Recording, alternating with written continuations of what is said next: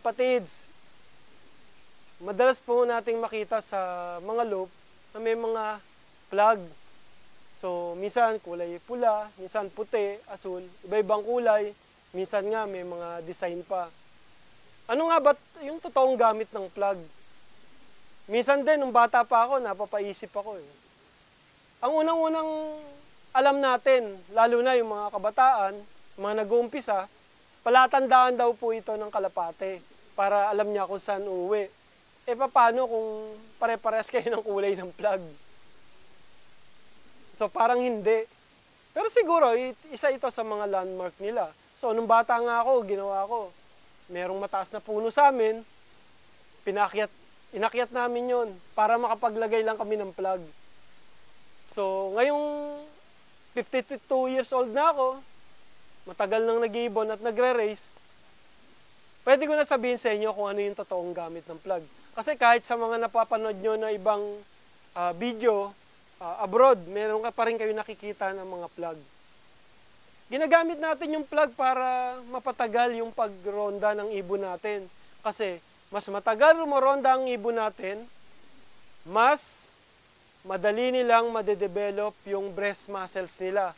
Yung breast muscles nila, pag fully develop, pagdating ng race, ito na yung puhunan nila para tumibay sila. Hindi kagad sila maubos. Kasi kung mapapansin nyo, may mga ibon tayo, na ang breast muscles nila paliit ng paliit habang lumalayo yung karera. Sinasabi nyo, bumibigay na yung katawan. Pero ang totoo nun, hindi na-develop yung breast muscles nila kasi kulang tayo sa training o pagpaparonda.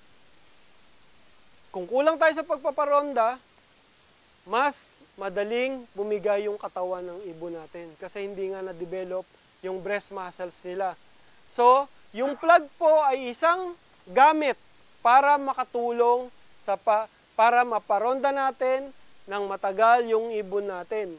Ako po, ang requirements ko sa ibon ko, kailangan lumipad sila sa isang araw ng 2 to 3 hours. Kung kaya, more than 3 hours. So, yun yung isang sikreto.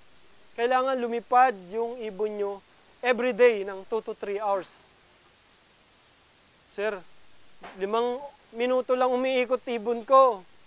Sir, 10 minuto lang umiikot ibon ko. Sir, sa akin, hindi 30 minutes lang umiikot yung ibon ko, matagal na. So, paano natin magagamit yung plug? So, be sure lang muna na ang ibon natin healthy, hindi sila overfed, tamang vitamins and minerals, tamang maintenance, tsaka flying habit. Kailangan ng kalapati natin yung flying habit. Ano yung flying habit? Kailangan, pagbata pa yan, masisipag lumipad ang ibon natin. Kailangan ma-maintain natin yon hanggang magkaedad sila. Habang nagkakaedad sila kasi, bumababa yung oras ng paglipad nila, lalo na sa pagpaparonda. Sinasabi nyo, sir, may edad na kasi namamaris na, kaya ayaw na lumipad. Pero, paano natin ma-maintain? Unang tip ko sa inyo, dapat same hour every day. Dapat, kung umaga, nagpapalipad kayo ng 6:30, everyday dapat 6:30 kayo magpalipad. So, alam ng ibon nyo, dapat 6:30 lumipad sila. Dapat bumaba sila ng 8 a.m. Dapat alam ng ibon nyo yun. Isa ito sa way para makatulong sa pag-maintain nyo na umikot yung ibon nyo ng 2 to 3 hours a day. Para naman sir, saan yung plug? Yung plug po, ito po yung tinatawag nating pang force fly. Ano yung force fly? Kailangan, kahit gustong bumaba ng ibon natin, mapalipad natin sila. Dapat magkaroon sila ng signal. So, unang-una rito, di ba, pag dumarating ibon natin, pinipituhan natin para pumasok. Pinipituhan natin sila, pero kailangan alam nila yung tune o yung pitch ng pito natin. So, yun yung isang signal sa ibon natin. Etong plug, gagamitin din natin as isang signal. Paano natin gagawin to? So, kung hindi pa kayo nakakapag-force fly or gusto nyo tumaas ang oras ng paglipad ng ibon nyo, ang una nyong i-determine kung healthy ang ibon nyo, In case na healthy na yung ibon nyo, susunod po yung plug. Tignan nyo po kung saan mga possible na dadapuan ng ibon nyo. Possible na dadapuan ng ibon nyo. Kung open yung loop nyo, mas madali. Kung namang maraming mga puno, tall buildings, mas mahirap. So, challenge sa ating pansier yon. Iba-ibang approach ang gagawin natin. Pero ang gagamitin natin, same way, ito yung plug. Yung plug, gagawa tayo, isang bamboo pole or isang kahoy na mahaba, lalagyan natin ng plug. Siguro, ang laki niya, siguro around mga 2 feet by 1.5 feet. So, maganda ng size yun para sa plug natin. Long enough na pwede natin, kasi gagamitin natin siyang pambugaw sa ibon natin. Huwag po kayong gagamit ng sinelas, huwag kayong gagamit ng kwitis, huwag kayong gagamit ng putik, huwag kayong gagamit ng bato o ng kung ano-ano. Magiging disaster ang result nito. Makikita pa lang kayo ng ibon nyo, aalis yan. E paano kung karera na? So, etong plug, kailangan lang sanayin natin sila regarding sa plug. Ano ang gagawin natin? I-determine nyo muna kung ilang minutes umiikot yung ibon nyo. Let's say, for example, 30 minutes umiikot yung ibon nyo kada papaliparin nyo. So, ito yung average na time ng ibon nyo na umiikot. So, 1 week nyo gawin yun. Alamin nyo muna kung ano yung average time na umiikot yung ibon nyo. Or rumoronda. Rumoronda siyang 30 minutes. After 1 week, ano ang gagawin natin? Yung mga plug na ginawa natin, ilalagay natin sa mga possible area na dadapuan nila. So, let's say 30 minutes umikot yung ibon natin. Paliparin nyo ang ibon nyo. Paglipad ng ibon nyo, itayo nyo lahat ng plug na ginawa nyo. After 30 minutes, ibababa nyo yan. Makikita nyo, bababa yung ibon nyo. Everyday, gagawin nyo yan for 1 week. Palipad ng ibon, tayo ang plug. 30 minutes, ibaba ang plug, papasukin nyo yung ibon nyo. After 1 week, so nakaka 2 weeks na po tayo.